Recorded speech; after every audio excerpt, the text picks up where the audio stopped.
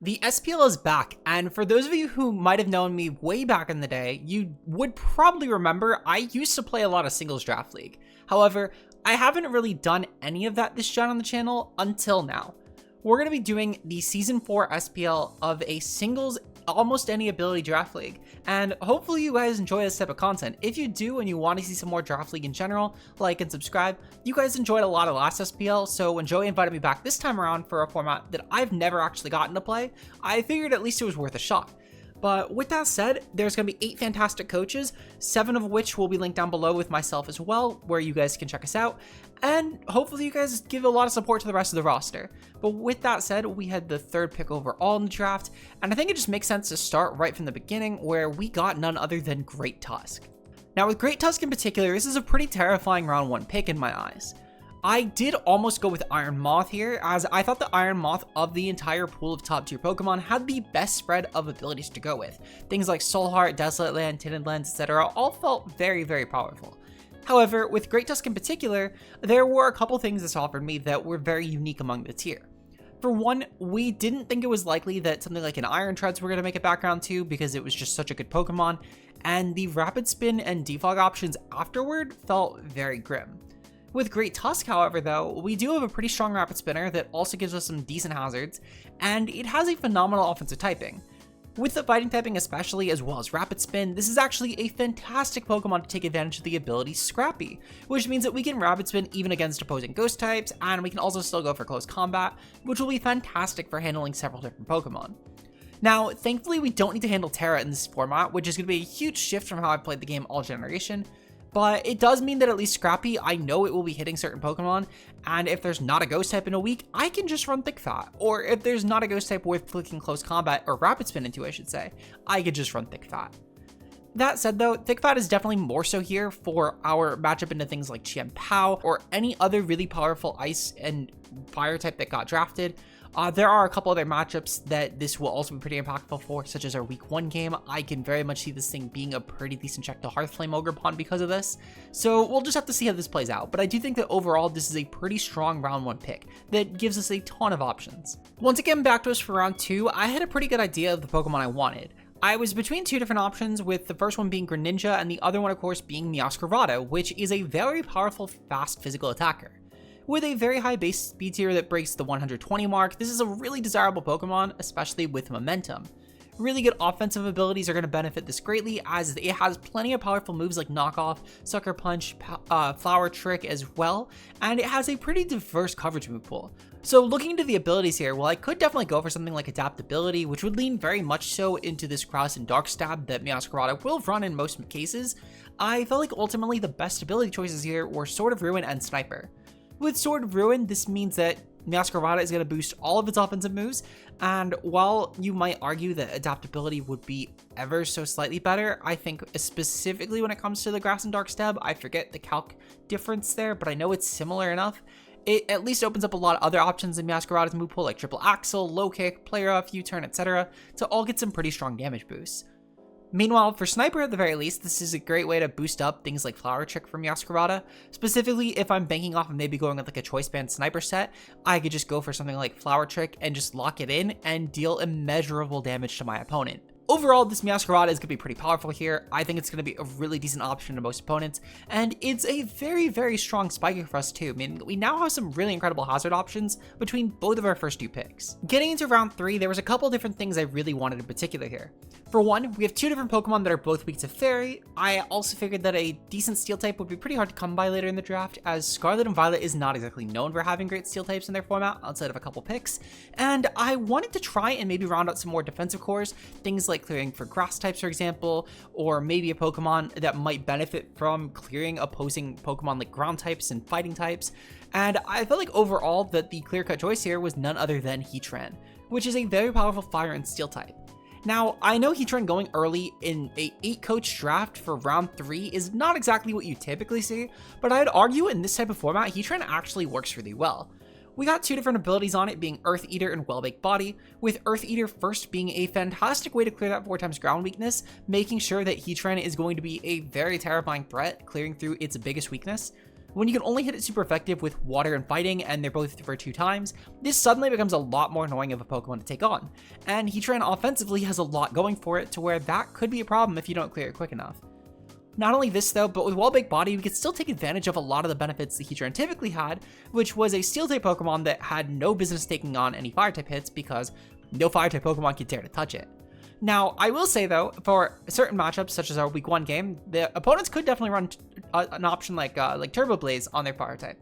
And that could pose kind of a problem for our Heatran, but overall though, into most of the fire types that actually got drafted, things like Shulker King's Incineroar, or things like Iron Boffin's Entei, this will be a very, very powerful option that I get a lot of variety for my ability choice with. I think we'll just have to see exactly how we end up running this Heatran in most games, but I do think it will be a decent middle ground option, as Wall-Baked Body does open up a lot of our defensive picks now, with things like Body Press becoming a lot more terrifying, and we'll just really have to play it by ear here. Going back to our round 4 picks, I was looking at mostly Dragon-type Pokemon, as I felt like a Dragon here could be really powerful, as a lot of the Fairy types in Scarlet and Violet, similar to the Steel-type options, are not exactly the best. I'm coming from a format where the best Fairy types are really just like Fluttermane, and then it's a huge drop-off. So while there are a bit more options in draft, with things like Screamtail, Sylveon, and Tinkaton that are actually kind of viable enough, overall, a Dragon type is still important, and I think that Latias fits that role really well. With Latias, we get a nice, fast Pokemon that's going to be a little bit slower than our Meowscarada, which should help start to bridge the gap in speed tiers between our Great Tusk and Meowscarada, with a solid base 110. This Latias as well has a ton of bulk, and we really did lean into that for our ability options. When it came to abilities, I wanted to go with 2 in particular though. The first one is Prism Armor, as Prism Armor is going to be a very powerful defensive option here, and Latias has a lot of defensive nature overall. With things like Calm Mind and Recover, it can be a very powerful physical defensive wall, and once you start investing into it stat-wise for that, it is very difficult to KO, especially when now any super effective move like Knock Off, U-Turn, Shadow Ball, etc. is going to deal less damage with Prism Armor. That said though, Latias did used to actually be a decent offensive Pokemon as well, and I think that leaning into an ability like Psychic Surge could actually help quite a bit. With Psychic Surge, this will be great to boost up a lot of its different offensive options, and considering it now no longer has Levitate, Latias can properly actually finally take advantage of this. In particular, Latias' moveset does not exactly have an option like Expanding Force, which is a little bit sad. However, it's not going to be the end of the world, as we'll still have plenty of other options like Mist Ball and Psyshock that can be more than enough for this Pokemon to deal some massive damage overall. I think that Latias will prove to be a very terrifying pick for this team, and I think it synergizes really well with the rest of our picks so far, but we have not seen anything yet, just trust me. Now this Pokemon typically isn't the best Fairy type, but when you could suddenly change out its pretty terrible ability of Overcoat, you have a really powerful Fairy type suddenly, being none other than Enamorus Therian. In particular, I actually like Enamorus Therian for quite a few different reasons. The first one being this is a really bulky Fairy, which there are not a lot of great ones in Scarlet and Violet. Though, one of the biggest reasons that I drafted this was because of how polarizing the 2 abilities we gave it ended up being. The first one is going to be an offensive ability in the form of Sheer Force, which when you consider the fact that Enamorus has options like Sludge Wave and Sludge Bomb, as well as moves like Earth Power, Mystical Fire, Moonblast, this suddenly becomes a very terrifying Sheer Force Pokemon. For anyone who's ever fought against Nidoking in Draft League, you know Nidoking hits like a truck. But what if I told you that Enamorus has a significantly higher special attack stat than Nidoking could have ever dreamed of having? When you're thinking of course of Nidoking, you're thinking of a special attacker that somehow does a lot of damage with base 85 special attack. But Enamorus comes in with a whopping 135 base special attack, which is nearly double what Nidoking has, which is quite a feat to be honest. For a Sheer Force Pokemon that has a much better offensive and defensive typing, as well as some pretty respectable bulk to it, you suddenly have to deal with an absolute monstrous wall breaker. I'm going to be dealing damage the most Specs Pokemon are going to deal with my ability alone, and that's quite a feat to be honest. Not only this though, but Enamorus still can take on a lot of different hits from opposing dragon types, and while you don't have any good recovery with that, I don't think it will really matter personally.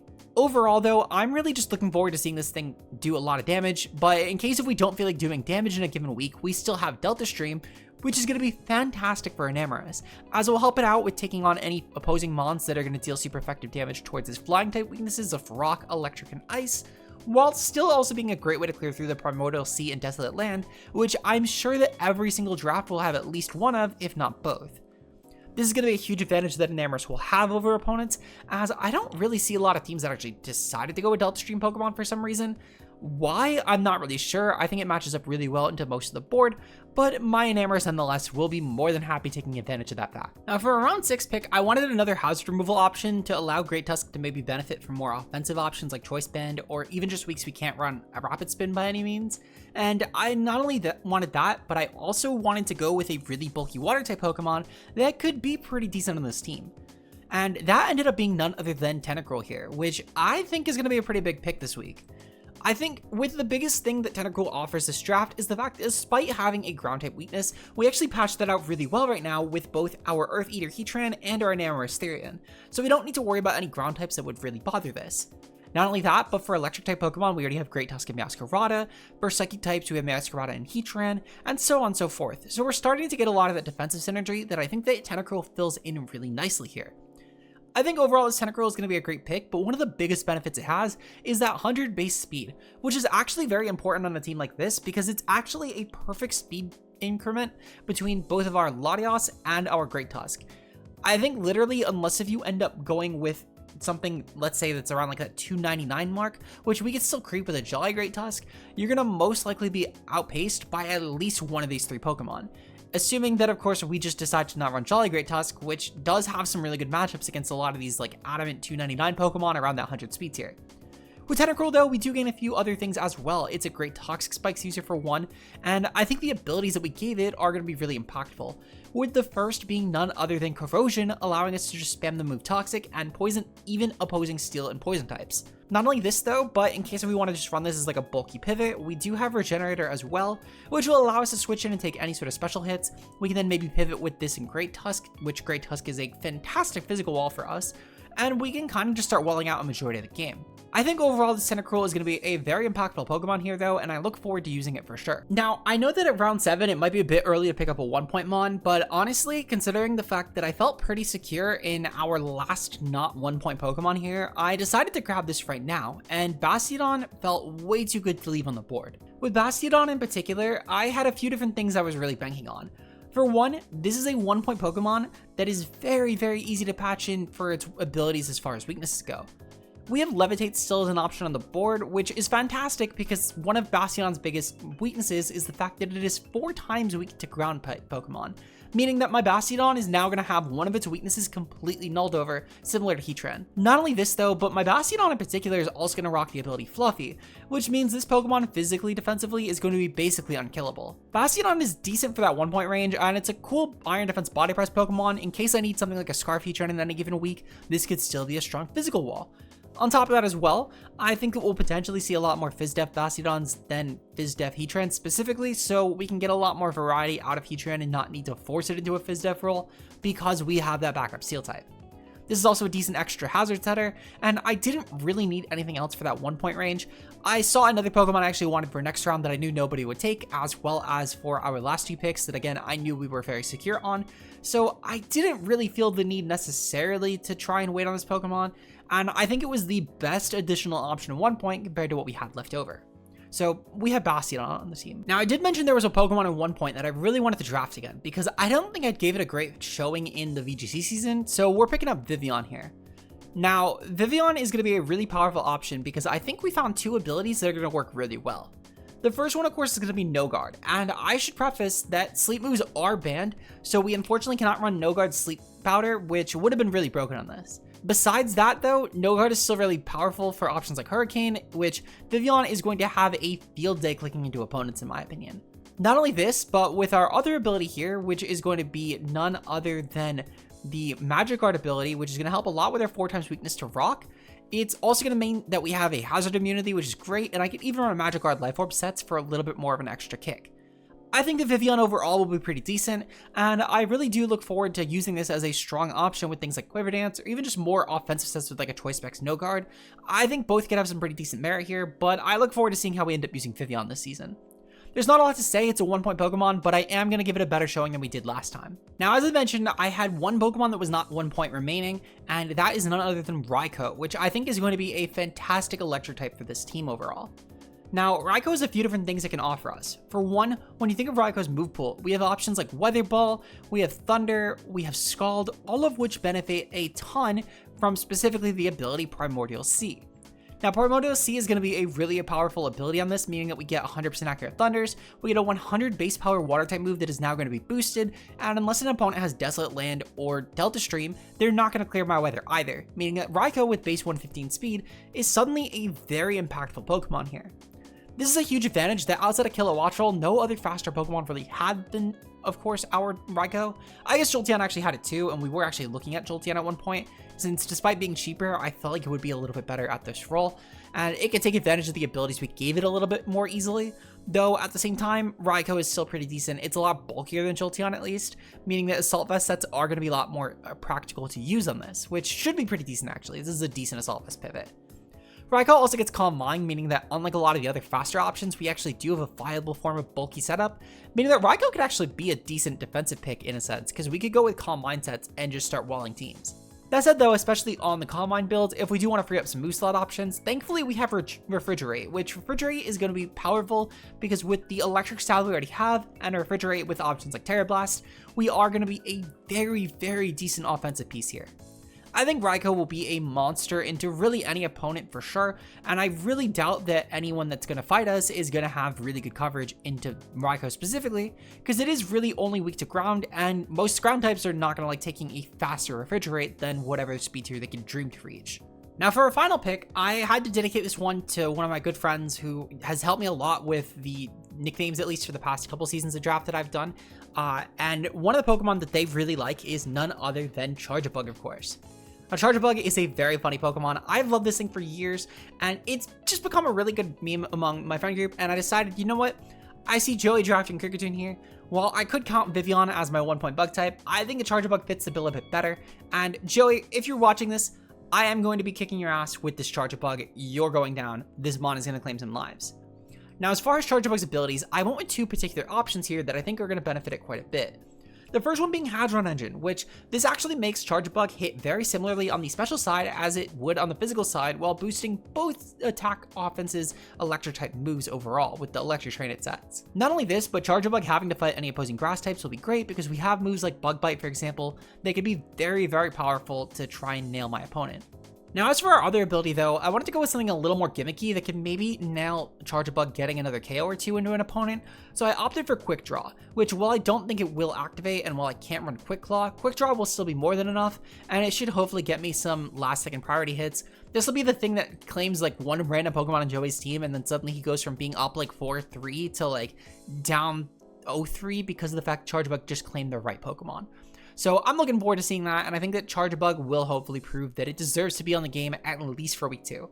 Well, not week 2. I played Nexus week 2, not Joey. Whatever week we play Joey, though, it will be tearing him down. And who knows, maybe we'll be the reason he misses playoffs for once.